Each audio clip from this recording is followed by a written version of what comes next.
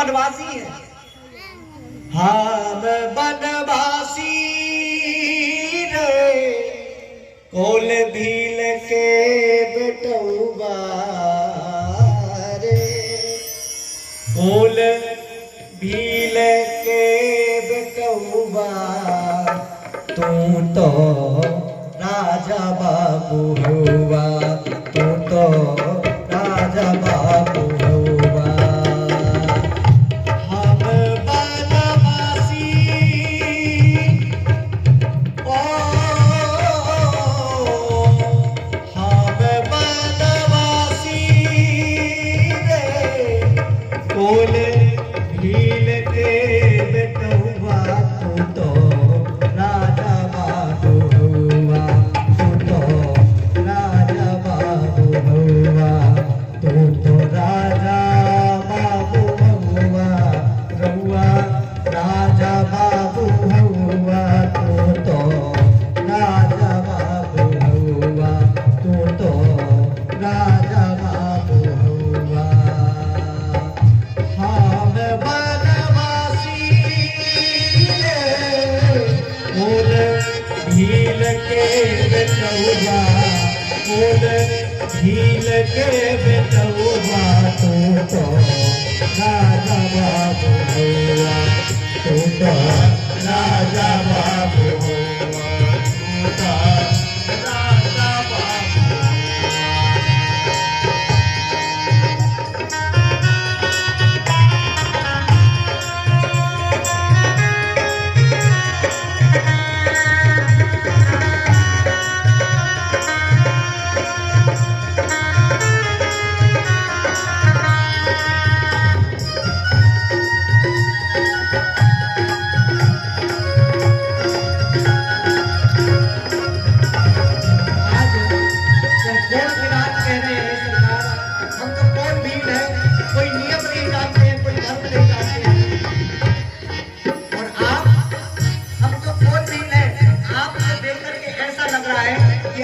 राजा महाराजा के पुत्र हैं, वही भाव कह रहे हैं तुम तो राजा बाबू होगा।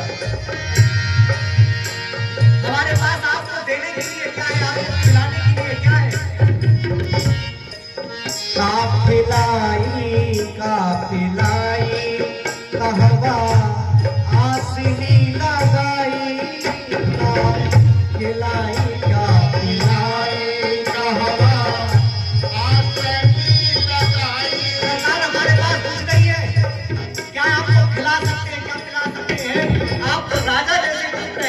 लड़के हैं, हमारे पास कुछ नहीं है सरकार। कहां पर हम आपका आसन लगाए कुछ समझ में नहीं आ रहा है। काफिलाई काफिलाई कहवा आसनी लगाई, काफिलाई काफिलाई कहवा आसनी लगाई। सरकार हमारे पास धन नहीं है, यही फूल पत्र जो है, ये फल जो है हमारे पास तो सिर्फ इतना ही है। छपिनी का धन धन पतौआ, ओ हमनी का धन फल फूल बाबू हुआ, तू तो राजा बाबू हुआ, तू तो राजा बाबू हुआ, तू तो राजा बाबू हुआ, तू तो राजा बाबू हुआ, तू तो राजा बाबू हुआ।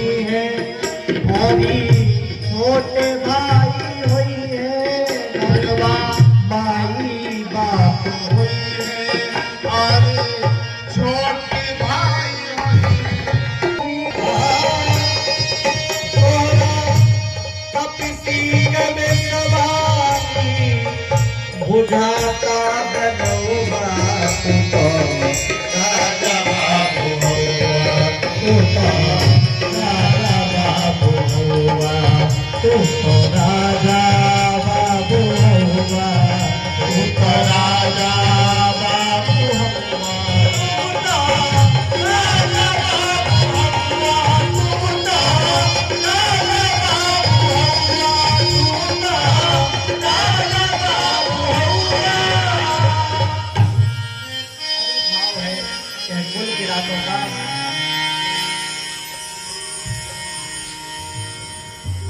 हम सेवक परिवार समेता, हे ठाकुर जी, हे सरकार, आज से हम आपके सेवक हैं और अकेले नहीं, पूरे परिवार के साथ। नाथ न सक्षम आयु से बेटा, आप संकोच मत करना कोई आज्ञा देने में। हम आपकी सेवा में हैं, जो आप कहेंगे सो हम करेंगे। और ठाकुर जी आज इनके बोल किरातों के वचनों को सुनकर के मुस्कुरा रहे हैं, जिनकी स्तुति करके वेद इति इति कहता है महाराज, फिर भी ठाकुर जी हिलते डुलते नहीं है। आज इन बोल किरातों की छल विहीन वाणी से, पवित्र वाणी से, मीठी वाणी को सुन करके ठाकुर जी प्रसन्न हो गए। गोस्वामी जी कहते हैं, वेद वचन मुनि मन अगम, वेद भी जिनका महाराज गुणगान गाते गाते थक जाता है, नाइकी कहता है। मुनि मन अगम, मुनियों के भी मन से अगम है, जो महात्मा निरंतर ब्रह्म चिंतन करते हैं, उनके भी जो हृदय में जल्दी आता नहीं है। ते प्रभु करुणा वचन किरातन के सुनत, जिमि पितु बालक में। इस प्रकार से आज इन किरातों के वचनों को हमारे राघव संतान सुन रहे हैं। इस प्रकार से गोस्वामी जी कहते हैं, जैसे एक छोटा सा बच्चा अपने माता पिता को महाराज सुनाता है और माता पिता सुनते जाते हैं, प्रसन्न होते हैं माता पिता अपने बच्चों की बात सुन करके, उसी प्रकार से राघव सरकार इन बोल किरातों की बातों को सुन करके आज प्रसन्न हो रहे हैं। वचन किरातन के सुनत, जिमि पितु बालक में। अब इधर की घटना तो इधर छोड़िए, ठाकुर जी यहीं पर रुक गए, चित्रकूट में बस गए। अब आगे महाराज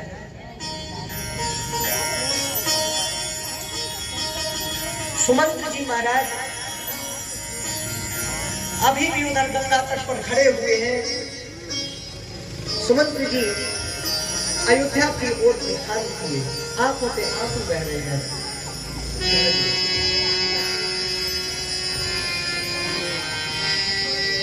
निराश है सुमंत्र जी महाराज आज।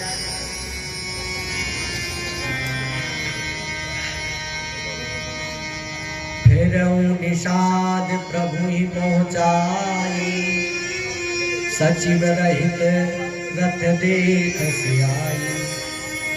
सुमंत्र जी अभी भी गंगा तट पर खड़े थे, निषाद जाति को लेकर के लौट रहा हुआ।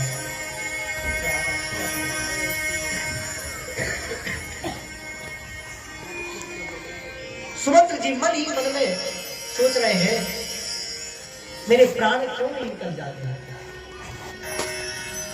भाई अजस अधभाजन प्राणा, कवन ही तू नहीं करत भयाना। अरे मेरे प्राणों को तो निकल जाना चाहिए, मैं किस प्रकार से जाकर के खबर दूंगा। दोनों हाथ पींच रहे हैं महाराज। सुमंत्र जी कहते हैं, मैं बड़ा वीर बन करके चला था कि मैं राम लक्ष्मण जानकी को लौटा करके ले आऊंगा। जिस प्रकार से एक वीर जाता है युद्ध करने के लिए, तरकस बांध करके धनुष लेकर के, पर महाराज रणभूमि में जाकर के हार करके लौट आए। उस वीर को जितनी ग्लानि होती है, उतनी ग्लानियां सुमंत्र जी को हो रही है।